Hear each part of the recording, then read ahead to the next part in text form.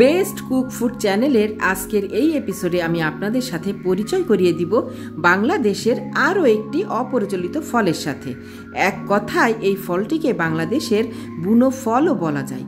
এই ফলটি বিশেষ করে চর এলাকা সহ অনেক দিন থেকে পরিত্যক্ত ভূমিতে বেশি দেখা যায়। আসসালামু আলাইকুম বন্ধুরা, চ্যানেলটি ভালো লাগলে সাবস্ক্রাইব করে পাশে থাকবেন। আপনার মতামত কমেন্টে জানাতে পারেন। ভিডিওটি অন্যকে দেখার সুবিধার জন্য শেয়ার করতে ভুলবেন না। তাহলে চলুন আমরা জেনে নিই ফলটির নাম কি, ফলটি খেতে কেমন আর কি কি উপায়ে খাওয়া যায়।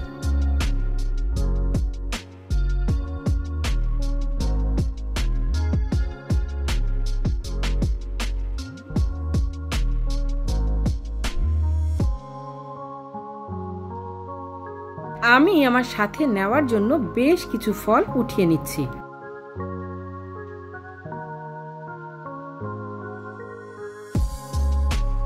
ছোট ছোট তরমুজের মতো দেখতে আমরা এখানে দুই কালারের ফল দেখতে পাচ্ছি। এই যে সবুজ কালারের ফল আপনারা দেখতে পাচ্ছেন, এই ফলগুলা কাঁচা, এই ফলগুলা এখনো পাকেনি।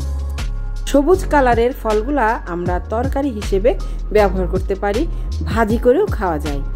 আমরা কুচি করে বা তরকারির জন্য কেটে হালকা সিদ্ধ করে পানি ফেলে দিয়ে তরকারি হিসেবে ব্যবহার করতে পারি। এবার চলুন আমরা দেখে নেই এই হলুদ কালারের ফল কিভাবে খাবো। এই ফল পাকার পর হলুদ রং ধারণ করে, আর এটা হলুদ রং হওয়ার পর আপনি উঠিয়ে কাঁচা খেতে পারবেন।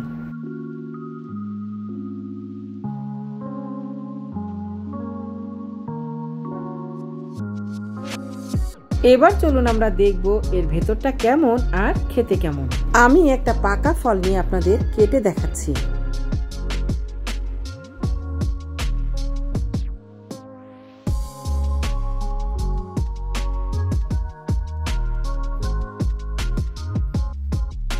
দেখুন বন্ধুরা, ভেতরে ছোট ছোট বীজ আছে আর দেখতে অনেকটা বাঙ্গির মতো।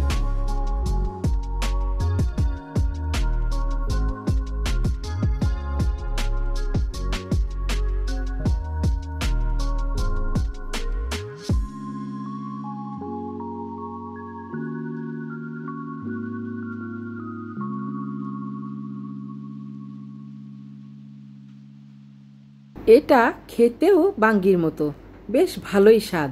এখনও যারা চ্যানেলটি সাবস্ক্রাইব করেননি, চ্যানেলটি সাবস্ক্রাইব করে ফেলুন, একটি লাইক দিন আর কমেন্টে লিখে ফেলুন এই ফলের নাম কি। এবার চলুন একটা কাঁচা ফল কেটে আমি দেখাচ্ছি এর ভেতরটা কেমন। এই কাঁচা ফল খেতে সামান্য তিতা লাগে, এ কারণে আপনারা সবজি বা ভাজি হিসেবে যখন রান্না করবেন তখন এই ফল কাটার পর হালকা গরম পানিতে সিদ্ধ করে নেবেন। এখন চলুন আমরা জেনে নিই এই ফলের নাম কি।